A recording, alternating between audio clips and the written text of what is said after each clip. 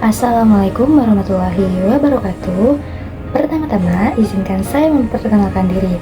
Nama saya Srigati Ardiansyih dari kelas A2 kelompok 3. Baiklah, pada kesempatan kali ini saya akan menjelaskan sedikit tentang rangkuman dari agenda 1 modul 1, yaitu wawasan kebangsaan, bela negara, serta implementasi dan sistem administrasi Negara Kesatuan Republik Indonesia. Nah, apa sih yang dimaksud dengan wawasan kebangsaan? Wawasan kebangsaan adalah cara mengelola kehidupan berbangsa dan bernegara terhadap sistem nasional yang berdasarkan Pancasila, Undang-Undang Dasar 1945, dan Bhinneka Tunggal Ika untuk menghadapi persoalan yang dihadapi bangsa dan negara Indonesia. Konsensus dasar berbangsa dan bernegara ada 4, yaitu yang pertama Pancasila, yang kedua Undang-Undang Dasar Negara Kesatuan Republik Indonesia tahun 1945, yang ketiga Bhinneka Tunggal Ika, dan yang keempat Negara Kesatuan Republik Indonesia. Makna lambang Pancasila yang pertama yaitu bintang. Bintang berwarna kuning dengan latar belakang hitam mengartikan yang mana bintang memberikan cahaya di antara kegelapan. Berbentuk geometris dengan 5 sudut yang simetris, terletak di bagian tengah perisai Garuda Pancasila. Ukurannya proporsional dengan lambang-lambang lainnya, menunjukkan kesetaraan antara sila pertama dengan sila-sila lainnya dalam Pancasila, menyatakan peran sentral nilai-nilai ketuhanan dalam ideologi Pancasila. Makna lambang Pancasila yang kedua yaitu rantai.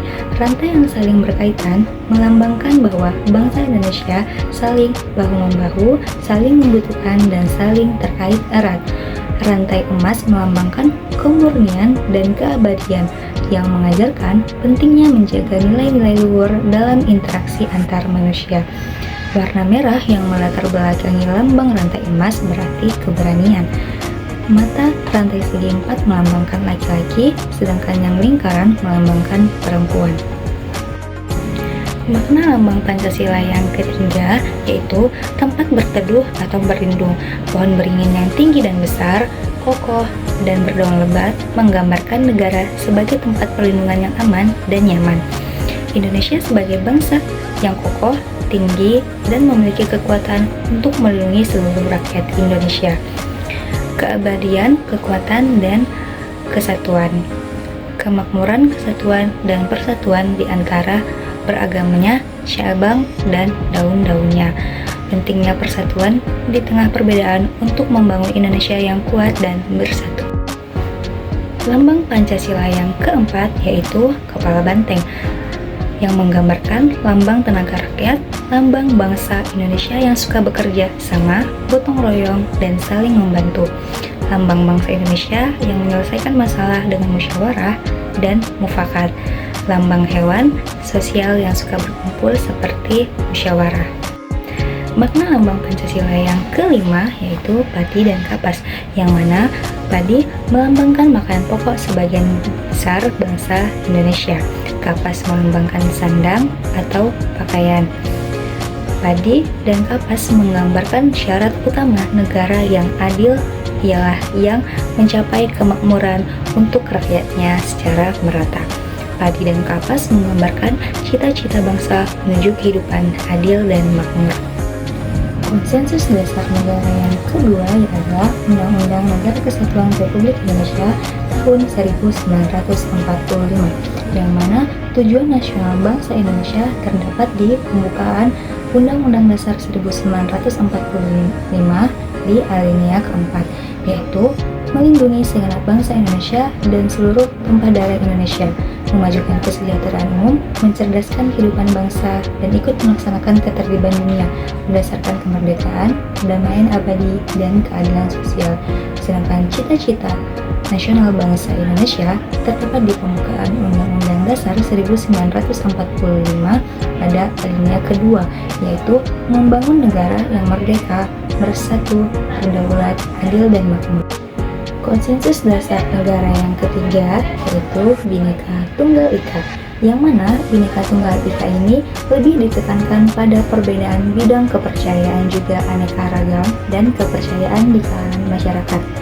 Sementara dalam lambang NKRI, Garuda Pancasila pengertiannya diperluas menjadi tidak terbatas dan diterapkan tidak hanya pada perbedaan kepercayaan dan keagamaan, melainkan juga terhadap perbedaan suku, bahasa, adat, istiadat, budaya, dan beda kepulauan antar nusa.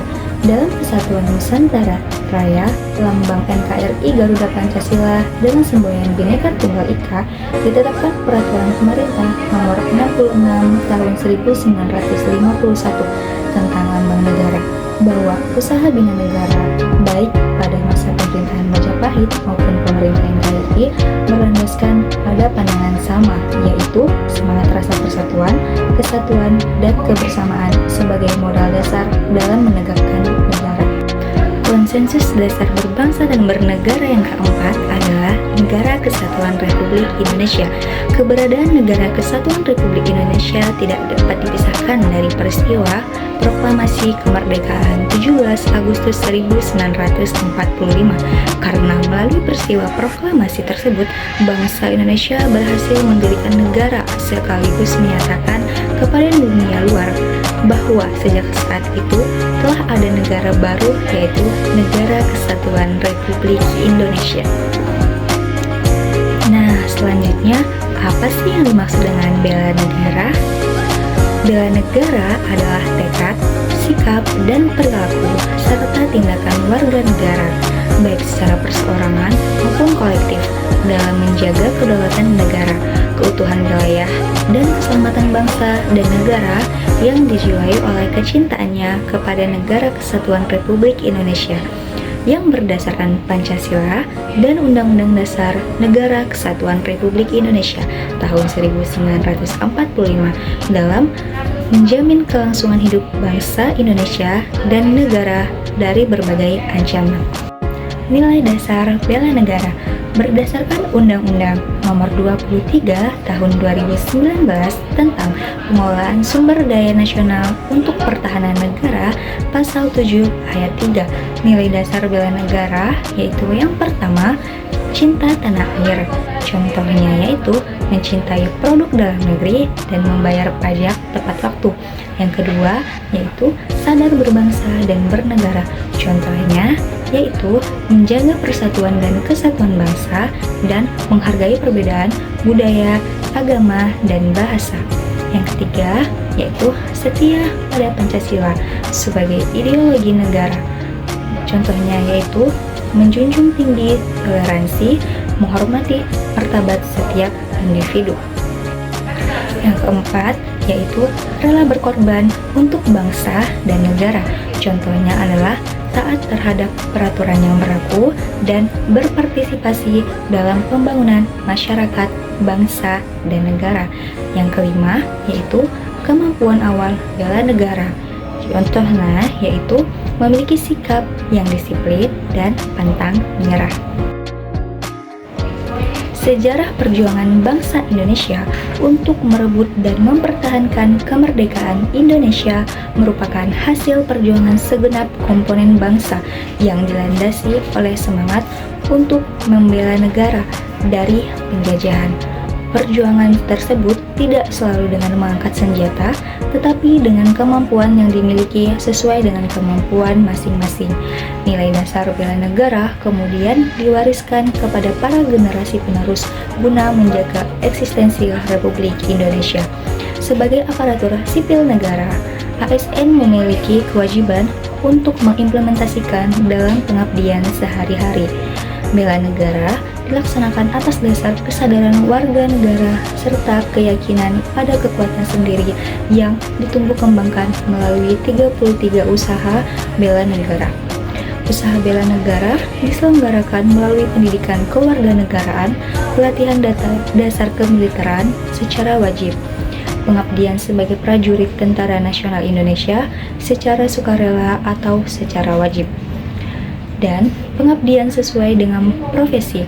Usaha bela negara bertujuan untuk memelihara jiwa nasionalisme warga negara dalam upaya pemenuhan hak dan kewajibannya terhadap bela negara yang diwujudkan dengan pembinaan kesadaran bela negara dan tercapainya tujuan dan kepentingan nasional. Sekian penjelasan dari saya, kurang dan lebihnya saya mohon maaf. Wabillahi taufiq wal hidayah. Wassalamualaikum warahmatullahi wabarakatuh.